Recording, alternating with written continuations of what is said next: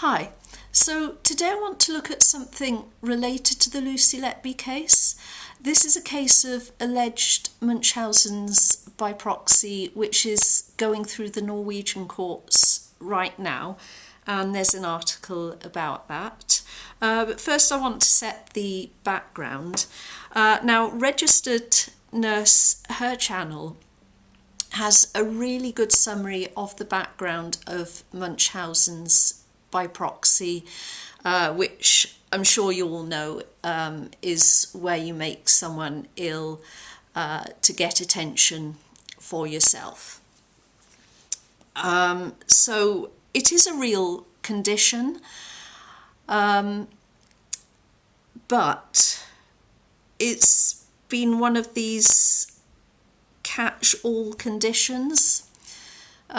So, you know, like in the 70s and 80s when doctors were handing out antidepressants to women instead of treating them for the problems they actually had.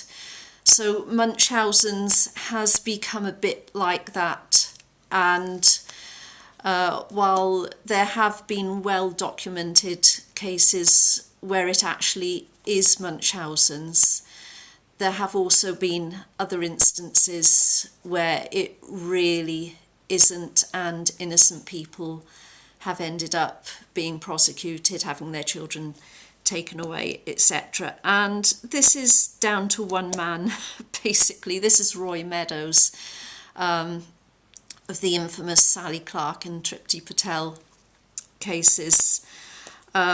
He seemed to decide that everyone had Munchausen's by proxy and became an expert on it. So he basically, you know, took the baton and ran with it. And obviously other people like our beloved Dewey Evans latched onto it. And obviously it's been a real problem, because if you have a child and you need to take them to the hospital a lot,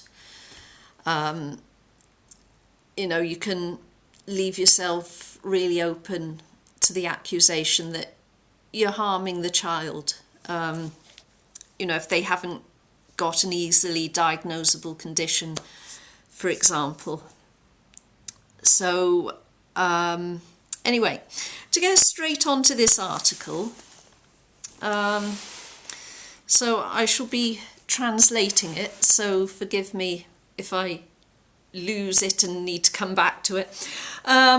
Okay, so the courts, or the hospital here, they have decided that the mother, she was poisoning the daughter by injecting at the hospital, and the mother is saying, I'm not guilty. Now, the one good thing about the Norwegian courts and the Norwegian criminal system is that the only person they name in this is actually the solicitor dealing with the case, unless it's an extremely egregious case.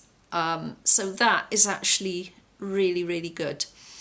So this was a baby, a 1-year-old. So let's get into the article. When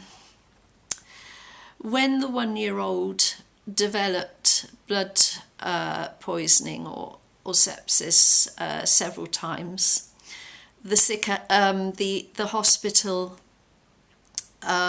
blew the alarm, or set the alarm bell, and the mother, they mean, can't think of the right translation here, that the mother was poisoning the daughter with urine and shit and kroppsvæske, so bodily fluids. So yeah, sorry, that's feces. Sorry. So the woman is charged with having injected bacteria into the catheter of her 1-year-old daughter when she was an inpatient in the hospital. So the case started on the Monday. The mother is saying, "I haven't done this. I am not guilty." So then a sort of little headline: "Could have been poisoned with feces and urine." The daughter was brought into the hospital with Vancopper and fever in 2022. I don't know what Vancopper is. Let me just go to good old Google Translate. Probably Van is water. So let's have a look. Vancopper. Oh, chickenpox. Okay, so the daughter actually had a condition at that time. I didn't know people got chickenpox anymore. I thought people were inoculated against this now, but okay, so chickenpox and fever in 2022. And make a note of this date because the dates are a little bit important. Okay, so first of all, she was sent home with antibiotics. Do you give antibiotics for viruses? But anyway, for some reason, I mean, they obviously knew what they were doing. So they sent her home with antibiotics. But the mother came back with her 3 times because she was getting worse. And under observation or investigation or Sikkerhuset Oppholder. So she was observation as an inpatient.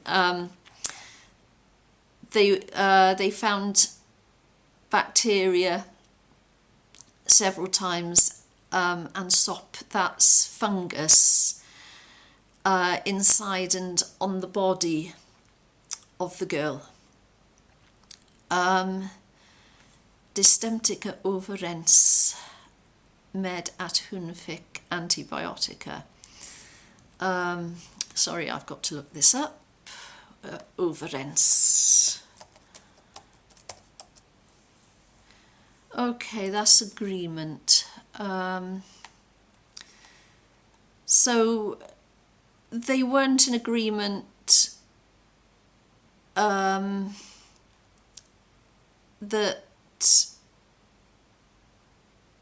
it was antibiotics which were killing these bacterias,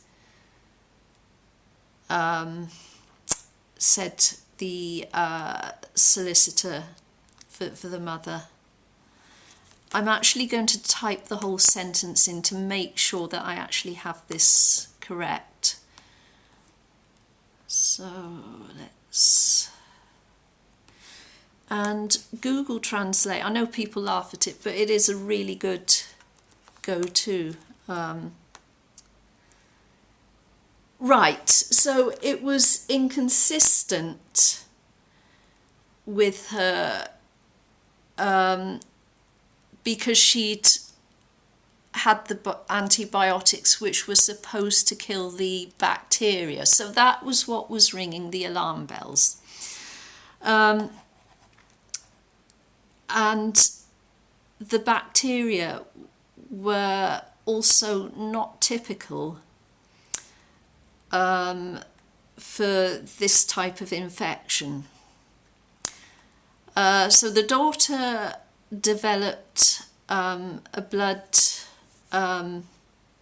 infection 8 times of and life-threatening sepsis 3 times. Both conditions are serious and can have been life-threatening for her. Okay, and then at the same time, they developed new and different types of bacteria. So that went against one source of infectious material. So it means basically that this infection must have come from several different places. Put all in myndigheten. Okay, so that would be the overall health services. They're saying that the mother used, sorry, I've got my Norwegian head on now, an injection to poison the daughter genom via a vena catheter. So I'm just going to check that that actually means a catheter and not directly into the veins.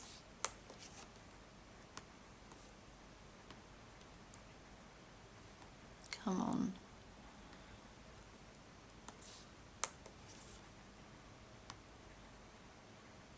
Yeah, a venous catheter. So she obviously got this syringe, that's the word I'm looking for. So the mother somehow got this syringe and injected it with feces and urine and such into the catheter. Okay. So the efterforskningen, sort of research, investigation, hasn't been able to explain how the klart å avdekke, so they haven't been able to back up, show evidence of how the baby actually was poisoned. So this is the explanation, but there is no evidence to back up this explanation. So they're saying, the prosecution saying, well, it was likely different materials, different methods. It can be feces, urine, other bodily fluids, or water from a toilet. It's materials that are easily available. So it says the prosecution barrister, and he, the prosecution barrister, then takes time to explain about the medical phenomenon or condition of child abuse. I wouldn't necessarily call it that. I mean, it is, but there is another word on the tip of my tongue, is what I'm thinking. And Munchausen by proxy. So this is where the Munchausen by proxy comes in. Such cases are really hard.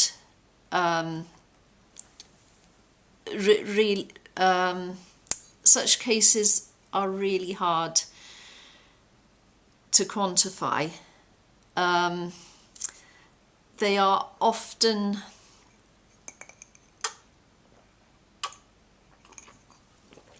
backed up when a child dies or becomes extremely sick.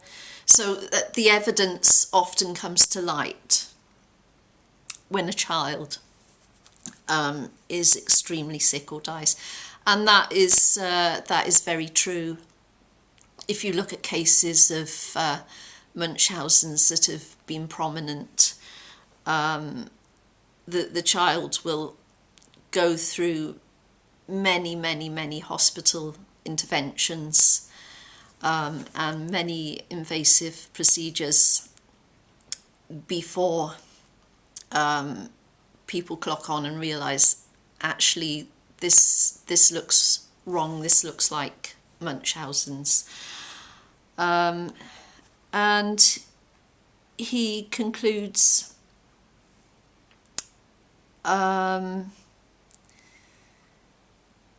imidlertid ikke på om den tiltalte kvinnen har denne lidelsen eller ikke. So he's not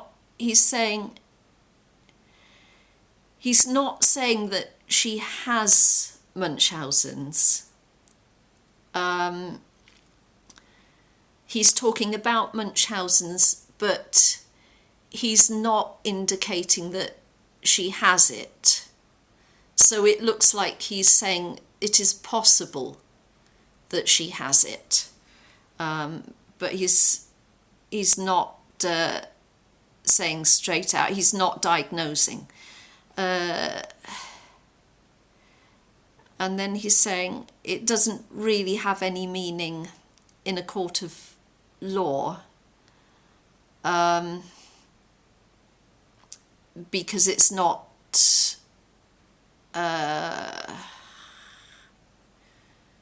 avvikende sintilstand. It's not a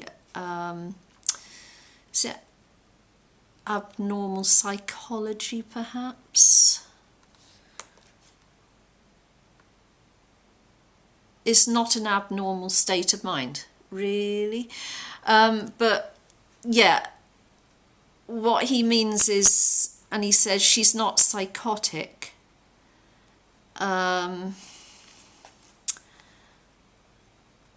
So yeah, that's kind of a little bit by the by, because it's more about what she did or didn't do rather than her state of mind in this case. So that does make sense. So and this is where we come on to the Munchausen's, and how this gets really silly when people just go for Munchausen's, because I mean the little heading there is she underwent a hospital inpatient watch, if you like, and got better. The poisoning is supposed to have happened between November 22 and January 2023. Okay, so we're talking 3 months max. The hospital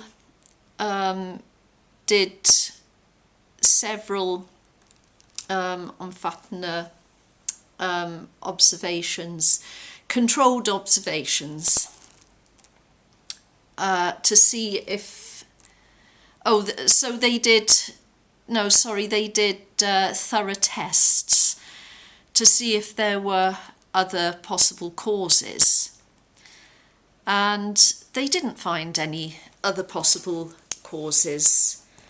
I'm just going to write down a note so I remember this.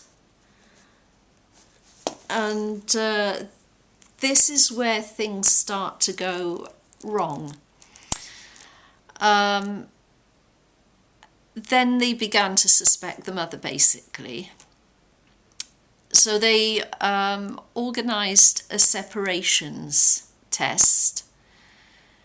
So this was a shift or a watch period when the mother was never ever alone with the child. I think that was actually a sensible thing to do, actually, but not necessarily for the reasons they did it.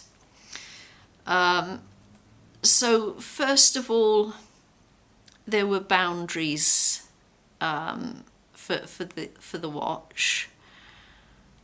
It doesn't say more than that. The suspicion was strengthened when the daughter didn't get a blood infection, when she had a short stay at the Oslo hospital. So that was obviously without the mother present, and then the daughter started to get better. And after that, there was a full watch period. So was the mother... Right, okay. So it looks like the first one was... I'm not sure whether she was sent away and the mother was not there, or whether it looks like she was sent away, the mother was not there. Then she came, the little girl came back, and the mother was there but not alone. Anyway, after that, a full watch was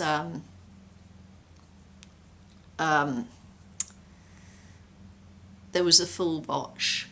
When the mother and daughter came back to Haukeland hospital, she was no longer alone with the daughter. Okay, so in this case she was not alone at all, nor under Stel. So would that be a supervised watch, perhaps?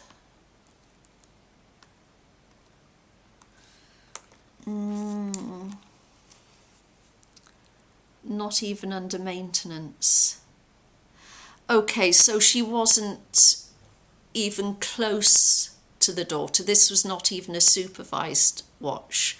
I mean, she could probably see her daughter through the window, but she was not in close proximity even to her child. And again, I think this was sensible, but not for the reasons they were doing it. I mean, it was sensible to see if, you know, this child improved, to try things out and see if the child improved and got better, because she was obviously seriously ill. That was important.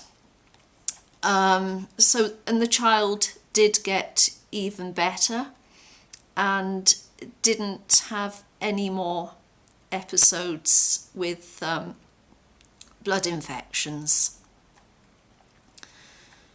So the woman explains that she's very happy with the treatment her daughter got from the hospital,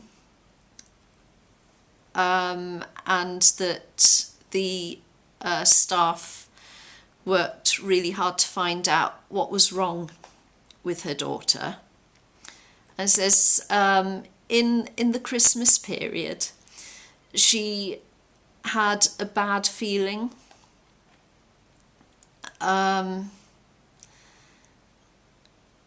and she reacted at what was written in her daughter's health journal, which was her movements or her involvement had been recorded in her daughter's health journal. She obviously found that out, and at the Oslo hospital, a doctor confirmed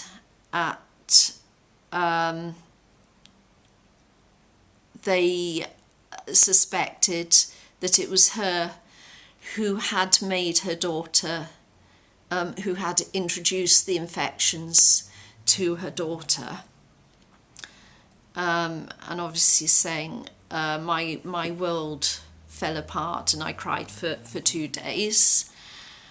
The woman explained that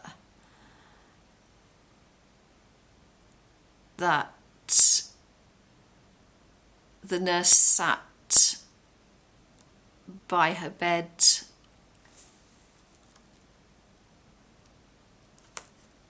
Right, I'm going to put this one through Google Translate because I'm not quite sure why a nurse was at the woman's bed.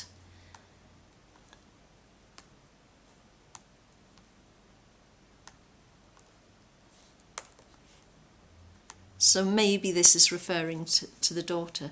Oh, okay.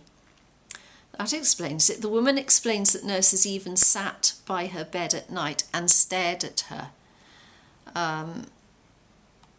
So, yeah, I mean, if they were watching her closely, but if they felt they needed to do that, so I can see the both sides of this here. She explained that the whole case had been a big burden for the whole family and also her other children. So I'm going to write that down. Andre Barn. I didn't make my child sick. I haven't passed my bacteria to my child. I am not guilty, she says. So the woman's advocate says that, or the woman's solicitor says that there can be other reasons that the child got a blood infection and blood poisoning from the hospital, and I do agree there. I think the tests they did were not thorough enough, and their thinking was not thorough enough here. He says that they have found neither anything. They haven't found any evidence, so they haven't found any tools, so not this supposed syringe that she used, or any technical finds. I mean, that would be obviously blood tests or, you know, other stuff like that, maybe CCTV photos. They have found nothing that implicates this woman at all. They haven't found a syringe with bacteria. No one has searched the mother till or right. That one will go into Google Translate. So no one has investigated the mother, maybe to replicate what she is accused of doing. So let's just see. Oh, no one has caught the mother performing the surgery on which the indictment is based. So yeah, that's basically it. And again, this is similar to what has happened in the Lucy Letby case. There is no actual evidence against her. So the daughter, she is the daughter who's named in the case. She is still living at home with the mother and father. The barnevernet, that's the social services, are following up with this child. I think that is actually sensible, even though social services do get a bad rap. They do make a mistake, but I think that actually is sensible. So the woman will explain more, testify more over the next few days, and the case will go on for another 4 weeks. So what I really want to say about that, obviously there's no evidence. There is no concrete evidence against this woman. There was no concrete evidence against Lucy Letby. Those are two similarities. Now, with Munchausen's, one thing that is puzzling me here, when parents do make their children sick for the purpose of gaining attention, all the cases I've seen, they have a child. They don't have several children. I'm not saying it can't, that couldn't happen. But it's just something that struck me as unusual. There are several other children in the family here, and obviously the baby is the newest. It just seems that all the cases I've seen happen with one child, and the focus is on one child, and there don't seem to be any siblings in those families. Now, they found other bacteria that weren't supposed to be there. Now, I am wondering if this perhaps couldn't have come from the mother, completely unintentionally, just because she was looking after her baby and holding, this is a 1-year-old, so she's going to be holding the baby, breathing on the baby. So this could be a little bit of a typhoid Mary case. If you've ever heard of typhoid Mary, lots of people got sick. Was it I think it was in New York. In the Victorian times, lots of people got sick with typhoid. Oh no, she was Irish, this lady. And they traced it back to this one woman who was a carrier, but she didn't get sick herself. So she was infecting all these people, and she had no idea. So they had to isolate her from people, which was obviously tough for her, but obviously it was important that people didn't get sick. So I'm wondering if there was this sort of scenario, and you think, well, why didn't anyone else get sick then? Possibly because, all her other children were a bit older and were old enough to be resistant, and her husband was old enough to be resistant. So, these bacteria were going back and forth on the baby, because obviously being a baby, the mother had more contact with her, and the baby would have had a weaker immune system to fight off these other things, especially if she had chickenpox at the time. And I'm just wondering why she was given antibiotics for chickenpox, because that's a virus.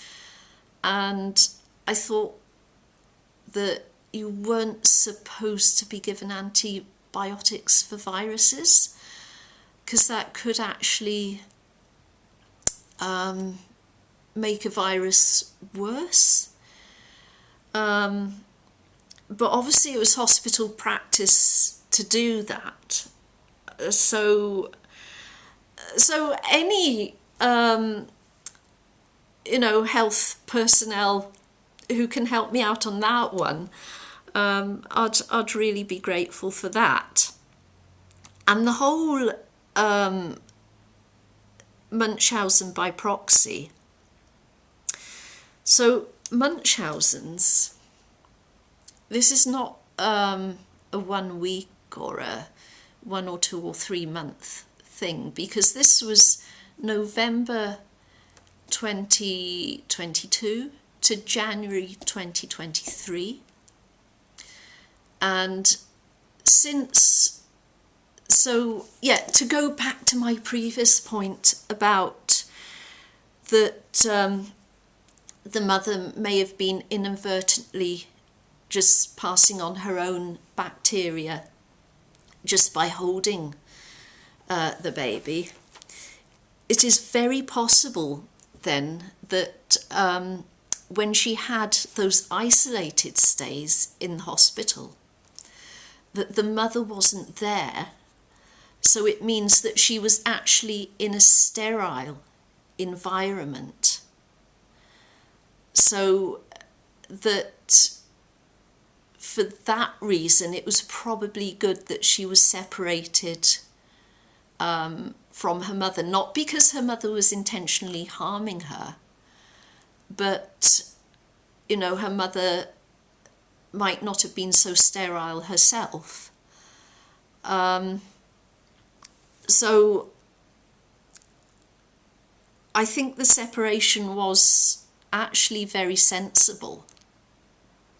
And I think it obviously did the trick, but not for the reason that the hospital seemed to have decided. I think it may have just meant that the mother couldn't bring her own bacteria, on her own body into the ward and onto the baby. So there wasn't this reinfection, this cycle was broken. I think that seems to me possibly what had happened here. So to get back to the time period, and this is important, this happened over a period of 3 months. So since January 2026 to now October 2025, that's what, over 2.5 years, nearly 3 years. That child has not been sick since. That is not how Munchausen's by proxy works. Munchausen's by proxy is a compulsion. That parent, and to date it has been mothers. I don't think any men have done this or have been convicted of this, and I could be wrong again, so please correct me. But that parent needs to keep on getting that attention from the hospital. So there is no way, even with close attention from the social services, if this were Munchausen by proxy, that child would have landed up at the doctor in the hospital, because the mother would not have been able to help herself, or, you know, someone else close to her would have ended up at the doctor or in the hospital, because she would have been felt compelled to keep repeating that action over and over again. And this is, you know, a lot of this is really quite similar. There are similarities to the Lucy Letby case, where people haven't looked hard enough for what has really gone on. They haven't looked at other causes. They've really you know, run with the Munchausens by proxy without considering other more likely possibilities, and so basically a lack of investigation, a lack of common sense. And so I do hope common sense prevails in this case at the end of the day. So that is that case, and so I hope that was it. That was interesting, because it was interesting to me when I read it.